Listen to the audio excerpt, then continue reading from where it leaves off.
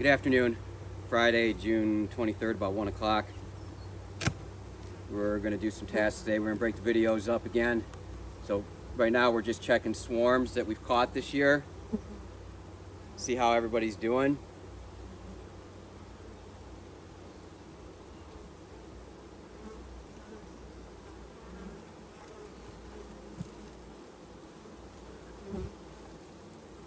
Stuff's starting to blend together again. So this is 3. This was caught in Rockford. We actually caught another one at the same location that's in the tree right now. I still need to get that out. This was small when I put it in here. Smallish. So we haven't pulled the frame out yet, and you can learn a lot by not even pulling a frame out yet. You count the frames that the bees are on, and this is foraging time, so they're out in the field, and this is easily 9-10 frames of bees. So we got 9-10 frames of bees. I'd have to go back on the video to see how many donated frames they got. If you watch my videos, you know I'm not big on going too deep into colonies, especially when I see that. That darker yellow, that's all baby bees ready to be born. This other frame next to it is matching. I don't even like leaving that frame out, to be honest with you. You know, you got to remember that these swarms are still very vulnerable. Every bee counts until the population starts increasing.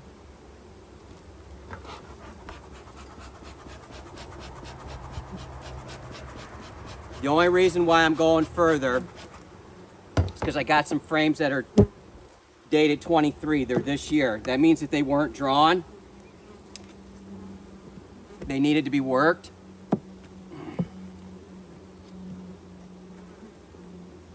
These bees were on feed. Next one looks pretty good. They're making drone cells.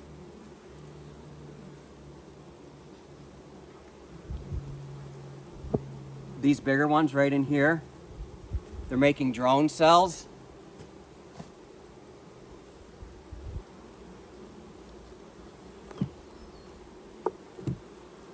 That brood's going to be hatching out.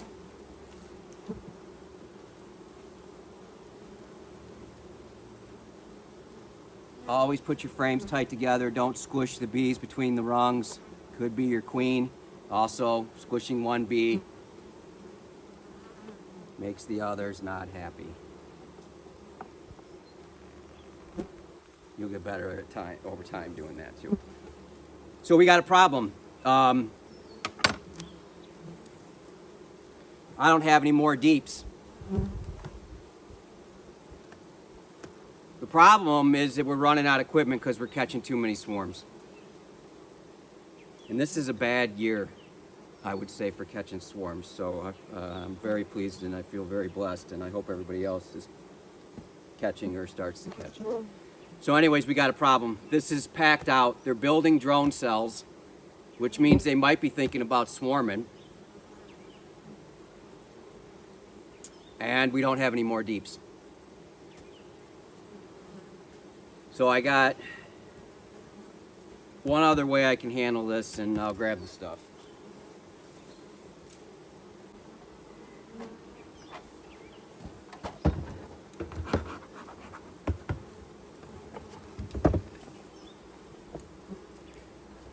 If I simply let them go, they're going to swarm late in the season, and that swarm is going to have a horrible chance at survival.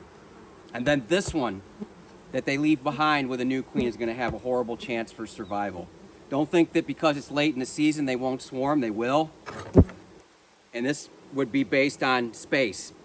And they don't have any more deeps. This one's not going to probably go into winter as a double deep. I really don't plan on buying any more equipment this year. That was the plan. So we're going to put a queen excluder on, which you've never seen me do this year or in recent videos.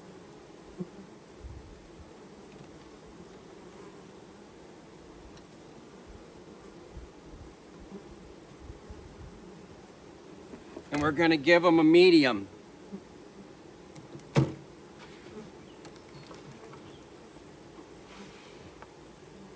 And I will not be surprised as if the next time we come up here, they are not even in here. Because there's no drawn comb. Maybe I'll be able to find a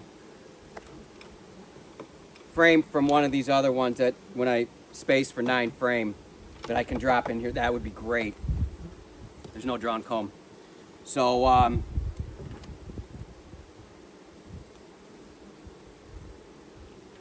they're not going to get any more feed, right? Because the honey super's on. I don't even like having sugar syrup in the yard when I have bees in production. Sometimes I'm feeding swarms and that's just the way it is. But anyways, I also like to have an upper entrance. I'll bring them up. I'll put a shim right here with an upper entrance. When I'm using queen excluders, I like an upper entrance. I offset my supers when I'm using doubles when they get tall as an upper entrance. So that's pretty awesome. Good news. All right, here we are, good old 0.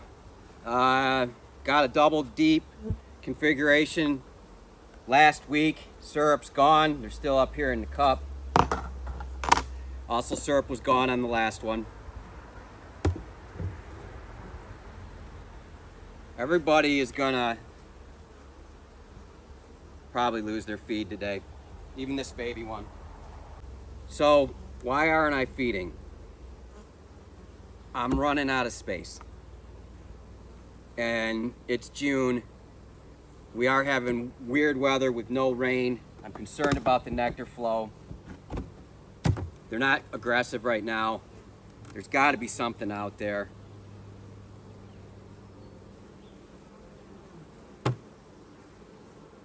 And I'm just trying to buy myself some time, slow down their progress some. This one is not going to need anything.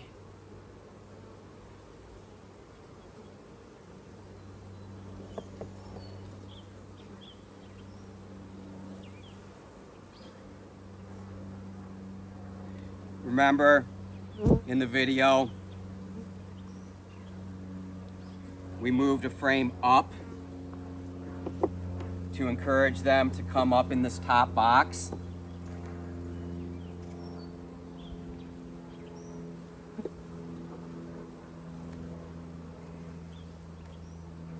Which they have. If you can see that right there, that's far too proud. And the problem is because of the starter strip frame next to it. Right there in the front towards you. See, they built out because there was nothing there.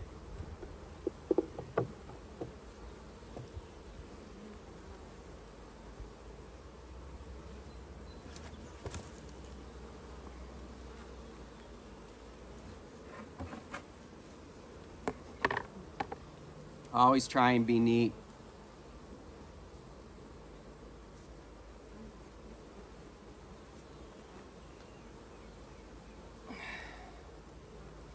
That looks like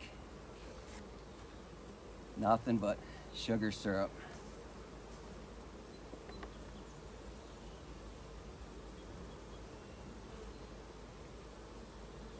Just trying to bring it in line a little bit.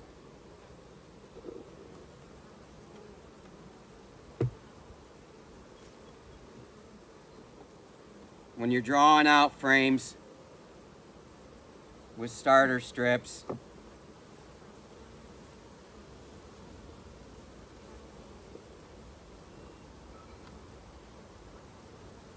this is what happened. So we had a same thing going on my side. I just hit it with the hive tool. Not trying to make a bunch of bees mad. You know, even dropping that frame in like I did right there, that ticked one of them off. You'll be a lot happier as a beekeeper if you're gentle. So they don't need anything.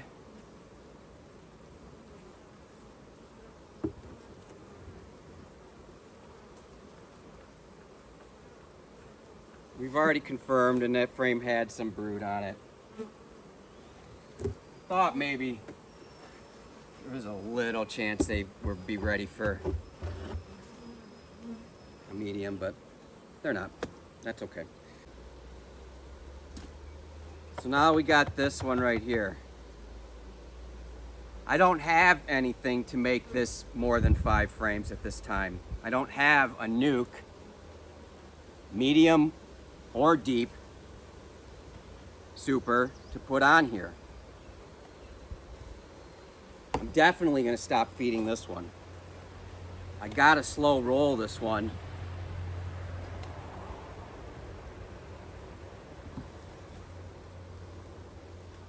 Pollen patty's gone.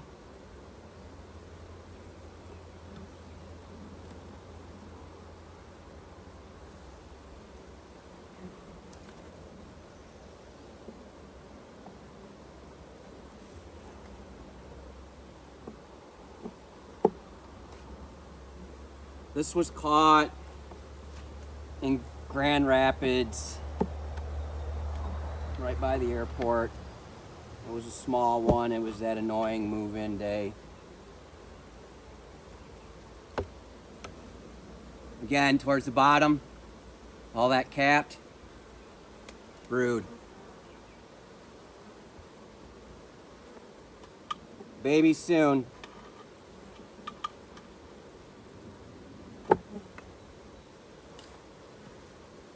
Question is, how much room do they have? So this is a 23 here. And the hive stands are getting so congested that actually working bees. So there's some to draw. There's tons of brood. This was a weird one. It was a small one. There's a laying queen.